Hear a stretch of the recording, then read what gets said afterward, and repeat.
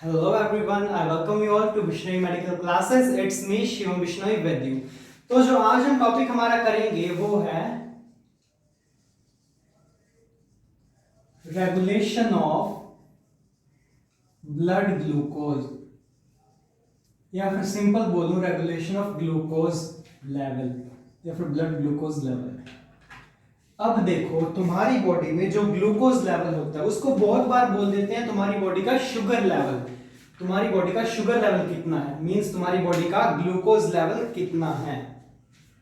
तो फिर जो तुम्हारी बॉडी का नॉर्मल ग्लूकोज लेवल होता है उसकी रेंज होती है फ्रॉम 80 टू 100 mg पर dl।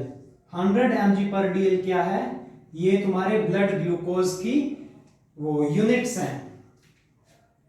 मतलब ये dl होता है तुम्हारा डेसीलीटर और mg होता है मिलीग्राम।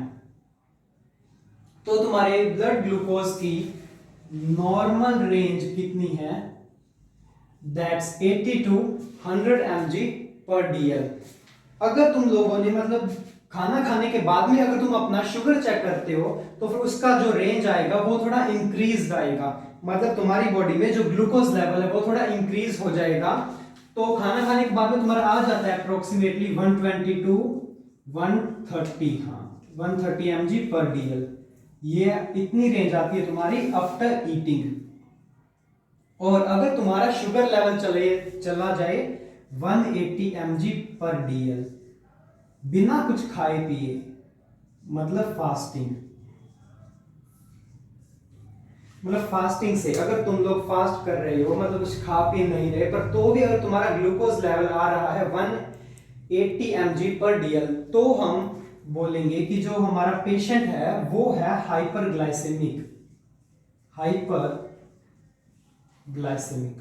और अगर जो तुम्हारा ग्लूकोज लेवल है वो 60 से डाउन आ जाए बिना कुछ खाए पिए, तो उसको भी हम बोलेंगे हाइपोग्लाइसेमिक। तब तुम्हारा पेशेंट क्या होगा? हाइपोग्लाइसेमिक। देखो, जो तुम्हारा ग्लूकोज का नॉर्मल रेंज था बिना कुछ खाए पिए खाली पेट, वो था 80 टू 100 mg पर dl। और तुम लोगों ने खाना खाया उसके बाद में तुम्हारा शुगर लेवल पहुंच गया 120 टू 130 mg पर dl। और अगर तुम्हारा शुगर लेवल पहुंच जाता है 180 mg पर dl बिना कुछ खाए पिए, तो तुम कौन से स्टेट में चले जाओगे? वो स्टेट है हाइपरग्लाइसेमिक। और अगर बिना कुछ खाए पिए तुम्हारा शुगर लेवल पहुंच जाए 60 mg पर dl, इतना डाउन आ जाए, तो मैं बोलूंगा कि तुम हाइपोग्लाइसेमिक हो। चलो, ये तो हो गई एक मेन जस्ट बात तुम्हारे ग्लूकोज के बारे में। अब आओ जो तुम्हारा मेन टॉपिक है, रेगुलेशन ऑफ ब्लड ग्लूकोज। देखो, अगर तुम्हारी बॉडी का ग्लूकोज लेवल बहुत ज्यादा बढ़ जाता है तो फिर उसको तुम्हारी बॉडी खुद ही मेंटेन करती है। अगर बहुत ज्यादा कम हो जाता है तो उसको भी तुम्हारी बॉडी खुद ही मेंटेन करती है, तुम्हारे ग्लूकोज लेवल को। अगर तुम्हारी बॉडी उस ग्लूकोज लेवल को मेंटेन करने में फेल हो जाती है तो फिर हम बोलेंगे कि हमारा पेशेंट को आगे फर्दर प्रॉब्लम आ चुकी है, जैसे डायबिटिक मेलाइटस या फिर और भी बहुत कंडीशंस होती है जो पेशेंट को हो सकती है। अगर तुम्हारा ये रेगुलेटरी मैकेनिज्म फेल हो जाए तो ही पेशेंट को वो कंडीशंस होगी, अदरवाइज नहीं होगी। अब वो रेगुलेटरी मैकेनिज्म क्या है जो तुम्हारे ब्लड लेवल को इतना प्रॉपर मेंटेन करके रखता है, वो हम आज की वीडियो में पढ़ने वाले हैं। तो फिर आज की वीडियो में मैं वो टॉपिक, मेन टॉपिक है जो तुम्हारा शुरू करता हूं। एक minute, let me read this. Okay, अब मेरी बात सुनो। तुम लोगों ने अपने डाइजेस्टिव सिस्टम में एक ऑर्गन पढ़ रखा है जिसका नाम है पैंक्रियाज। बना लो यहां पे पैंक्रियाज तुम्हारा, ये आ गया तुम्हारा पैंक्रियाज। ये आगे इसकी अंदर की एक डक्ट होती है जिसका नाम होता है पैंक्रियाटिक डक्ट। सुंदर नहीं बना? एक मिनट को देखो, चलो अब सही है। अब ये तुम्हारा पैंक्रियाज है, इसके अंदर ये मैंने क्या बनाई है? ये मैंने बनाई है पैंक्रियाटिक डक्ट। Pancreatic duct. अब इस पैंक्रियाटिक डक्ट का काम क्या है? ये वो तुम्हारे जितने भी पैंक्रियाटिक सिक्रीशंस होती हैं उन सब को वो मेनली तुम्हारे इंटेस्टाइन में जाके छोड़ देता है। तुम कौन छोड़ देता है? तुम्हारा पैंक्रियाटिक डक्ट। ये आगे तुम्हारा इंटेस्टाइन कुछ इसी तरह कनेक्ट होता है, तुम्हारा इंटेस्टाइन तुम्हारे पैंक्रियाज से। तो फिर तुम्हारे पैंक्रियाज में यहाँ पे एक कुछ ऐसी स्ट्रक्चर्स बनी होती हैं, कुछ इस तरह की स्ट्रक्चर्स बनी होती है, इनको मैं बोलता हूं एसिनाई। ये स्ट्रक्चर्स को मैं क्या बोलता हूं? एसिनाई। या फिर इसको मैं बोल सकता हूं एसिनार सेल्स। क्या बोल सकता हूं? Acinar cells. ACINAR, acinar cells. अब इन एसिनार सेल्स का काम क्या है? जितने भी तुम्हारे डाइजेस्टिव जूसेस होते हैं, जैसे कि पैंक्रियाटिक अमाइलेस या फिर कुछ भी, डाइजेस्टिव जूसेस नहीं कह सकते, पैंक्रियाटिक जूस टर्म यूज कर लेता हूं मैं यहां पे, वो टर्म सही रहेगी। क्या टर्म है?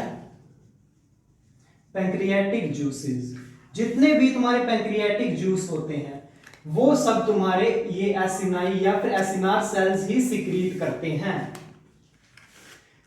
चलो, अब एसिनार सेल्स के साथ साथ पैंक्रियाज में कुछ यहां पे और एक ऐसी स्ट्रक्चर प्रेजेंट होती है,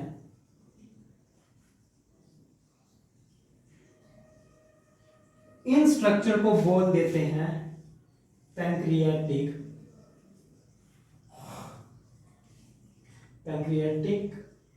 क्या बोलते हैं? आइलेट्स। पैंक्रियाटिक आइलेट्स, या फिर इसको एक और नाम से भी जाना जाता है, islets of Langerhans. Islets of Langerhans. Langerhans एक साइंटिस्ट का नाम था जिसने इसको डिस्कवर किया है, तो फिर इसको बोल देते हैं आइलेट्स ऑफ लैंगरहन। अच्छा, आइलेट्स बताऊं तुम्हें क्या होता है? जो स्मॉल आइलैंड्स होते हैं ना, उनको बोल देते हैं आइलेट्स। तो फिर ये जो आइलेट्स ऑफ लैंगरहन है, इतना ध्यान में रख लो कि ये एक स्ट्रक्चर होती है तुम्हारे पैंक्रियाज के अंदर। अब इस स्ट्रक्चर के अंदर क्या होता है वो समझो। अब इस स्ट्रक्चर के अंदर क्या होता है वो चीज समझो। ये जो तुम्हारे आइलेट्स ऑफ लैंगरहन है, इसके अंदर तुम्हें 4 टाइप के सेल मिलते हैं। 4 टाइप के सेल मिलते हैं। जो तुम्हारा फर्स्ट सेल है उसका नाम है alpha cell, second one is beta cell, third one is your delta cell, and the fourth one is known as PP cell. अच्छा, अल्फा सेल को कभी बार A सेल भी बोल देते हैं, इसको B सेल, इसको D सेल। ज्यादा कंफ्यूज नहीं होना अगर तुम्हें पेपर में आ गया A सेल, B सेल या D सेल। ऑलराइट, तो फिर अब देखो इनका काम क्या है। अच्छा, एसिनाई को भूल जाओ, एसिनाई का मेन काम था तुम्हारा डाइजेशन में। अब जो रेगुलेशन में काम करेगा वो सिर्फ है तुम्हारे आइलेट्स ऑफ लैंगरहन या फिर पैंक्रियाटिक आइलेट्स। ऐसे ये मैंने जस्ट तुम्हें डायग्राम को थोड़ा ज्यादा एक्सप्लेन करने के लिए बताया था। वैसे तुम पेपर में भी ये डायग्राम बना के आ सकते हो, तो वो बहुत अच्छा लगेगा तुम्हारे एग्जामिनर को। तो ये जो तुम्हारे अल्फा सेल हैं, ये एक हार्मोन सिक्रीट करते हैं जिसका नाम है ग्लूकागॉन। उस हार्मोन का नाम है ग्लूकागॉन। और जो तुम्हारे बीटा सेल है, वो जो हार्मोन सिक्रीट करते हैं उसका नाम है इंसुलिन।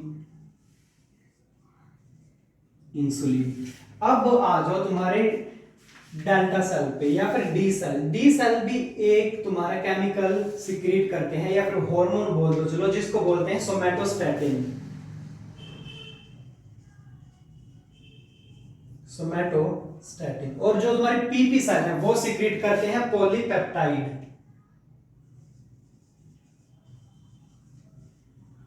पॉलीपेप्टाइड।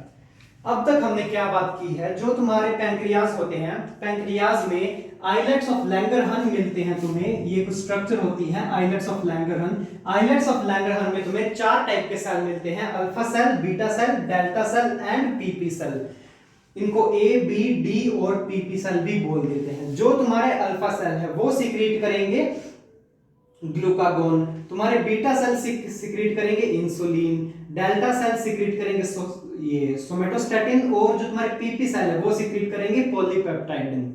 अब जो हमारा मेन काम है रेगुलेशन ऑफ ब्लड ग्लूकोज का, उसके लिए हमें सिर्फ ये 2 सेल चाहिए, अल्फा सेल और बीटा सेल। इन दोनों को एक बार भूल जाओ। इन पे ज्यादा दिमाग लगाने की जरूरत नहीं है।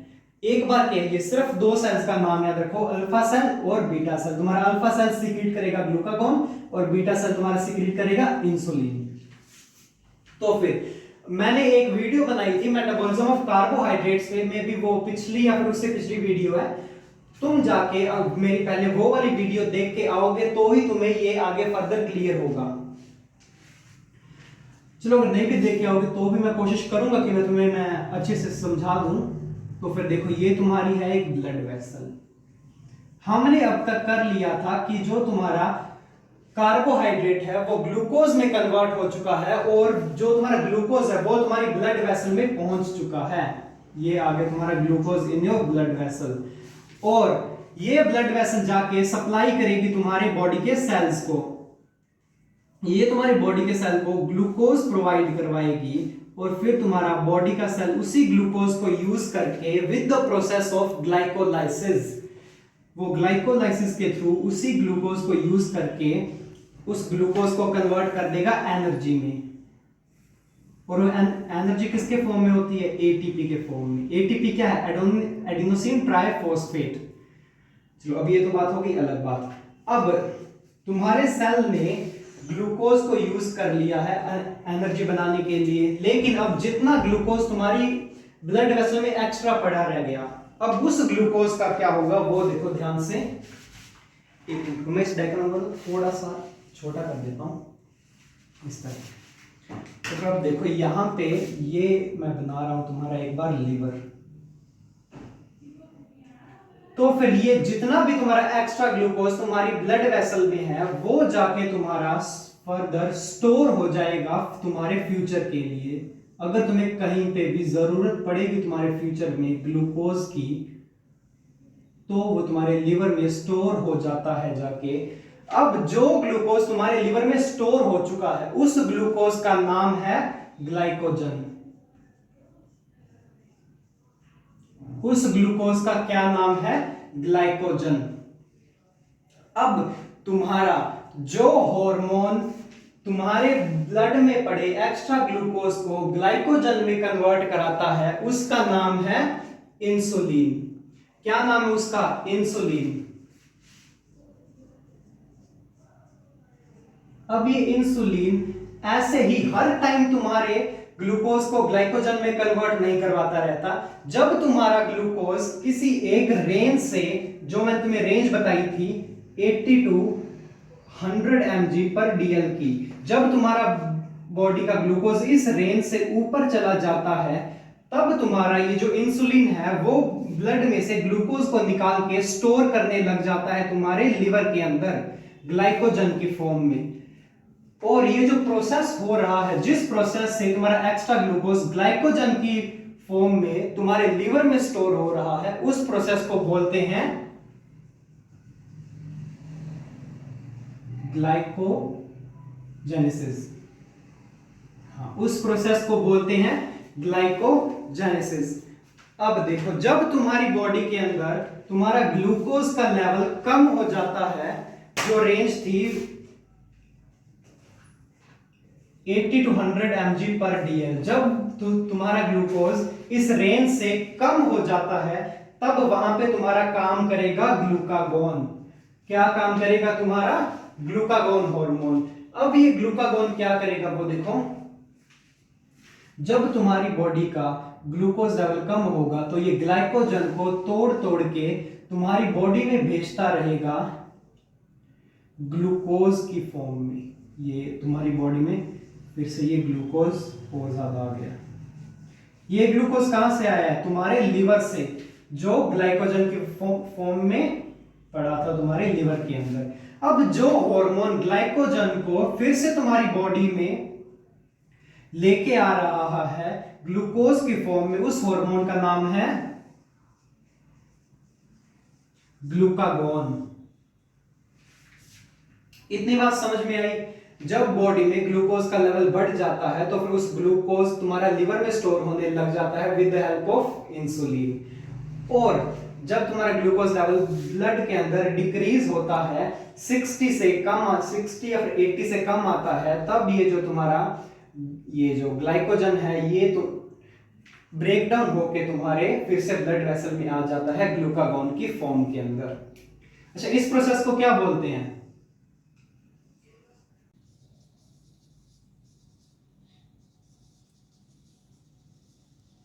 हाँ, वो था तुम्हारा ग्लाइकोजिनोलाइसिस। तो फिर ये ग्लूकागॉन कौन सीक्रेट करता है? तुम्हारा अल्फा सेल, और इंसुलिन सीक्रेट करता है तुम्हारा बीटा सेल। चलो, तो ये था तुम्हारा regulation of blood glucose level in the body. जब रेज हो जाता है ब्लड ग्लूकोज लेवल तो उसको कम करने के लिए कौन आता है? इंसुलिन। और जब कम हो जाता है तब उसको बढ़ाने के लिए कौन आता है? तुम्हारा ग्लूकागॉन। कैसे बढ़ाता है? लिवर से ग्लूकोज को निकाल निकाल के। और ये इंसुलिन तुम्हारा ब्लड से लिवर में ग्लूकोज को स्टोर करके ग्लूकोज का लेवल कम करता है। So this was all about the regulation of blood glucose। अब अगर तुम्हें मेरा ये पूरा टॉपिक क्लियर है तो फिर आगे मैं तुम्हें नेक्स्ट टॉपिक कराऊंगा, वो है डायबिटिक मेलाइटस। तो वो तुम्हें समझने में बहुत ज्यादा आसानी होगी अगर तुम्हें regulation of blood glucose clear है।